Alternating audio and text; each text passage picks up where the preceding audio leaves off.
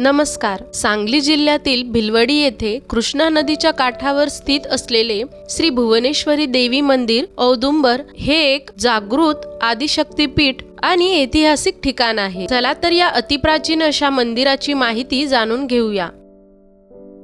मंदिरात प्रवेश करताना सुंदर अशी कमान, शांत निसर्गरम्य वातावरण, औदुंबरच्या पैलतीरावरील हे भुवनेश्वरी मंदिर. औदुंबर हे श्री नरसिंह सरस्वती स्वामी महाराजांची तपोभूमी. या ठिकाणी महाराजांच्या विमल पादुका आहेत. नदीच्या काठावरील निसर्गरम्य परिसर, दत्त मंदिर व समोरच्या तीरावर असलेले श्री भुवनेश्वरी देवी मंदिर मनाला प्रसन्न करते. आम्ही दत्त मंदिरातून नावेने या भुवनेश्वरी मंदिराकडे आलो. संत वाहणारी कृष्णामाई काही वेगळाच आनंद देते. मंदिर परिसरात अनेक देवी देवतांची छोटी छोटी मंदिरे आहेत. औंधच्या अंबाबाई, मातंगी देवी, गणपती मंदिर, काळभैरव मंदिर, हनुमान मंदिर व महादेवाचं मंदिर. त्यानंतर दगडी रेखीव अशी दीपमाळा आहे.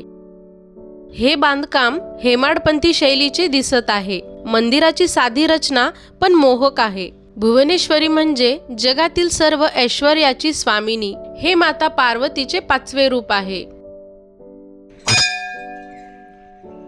भुवनेश्वरी ही देवी सौंदर्य, सौभाग्य आणि संपत्ती देणारी मानली जाते.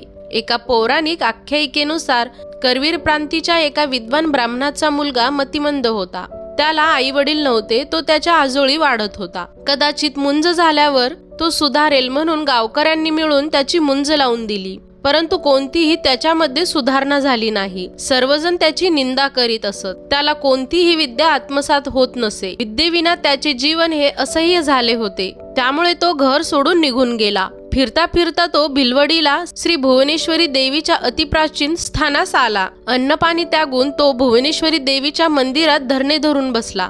देवीकडून त्याला कोणताही दृष्टांत झाला नाही म्हणून त्याने शस्त्र घेऊन आपली जीभ कापून त्याने देवीच्या चरणी वाहिली आणि यापुढे माझी उपेक्षा केलीस तर माझे शिर तुझ्या चरण कमलावर वाहीन अशी प्रतिज्ञा केली. परिणामतः त्या रात्री देवीने त्यास स्वप्न दृष्टांत दिला व त्याला नदीच्या पलीकडे असलेल्या अवतार पुरुषास म्हणजे श्री नरसिंह सरस्वती स्वामींना शरण जाण्यास सांगितले. देवीचे हे शब्द ऐकताच तो जागृत होऊन हर्षाने देहभान विसरून गेला. तो बालक त्वरित कृष्णेच्या डोहात उडी मारून पोहत ऐल तीरावर आला. अत्यंत तेजपुंज अशा स्वामी महाराजांचे त्याने दर्शन घेताच त्याचे मस्तक स्वामींच्या चरणावर कोसळले. जगतपालक जगदोद्धारक स्वामींनी आपला वरदहस्त त्याच्या मस्तकावर ठेवताच तात्काळ त्याची जीभ पूर्णव्रत झाली आणि तो पूर्वज्ञानी झाला. असे आहे या स्थानाचे महत्व. दत्त मंदिरापेक्षाही श्री भुवनेश्वरी देवी मंदिर अतिप्राचीन आहे.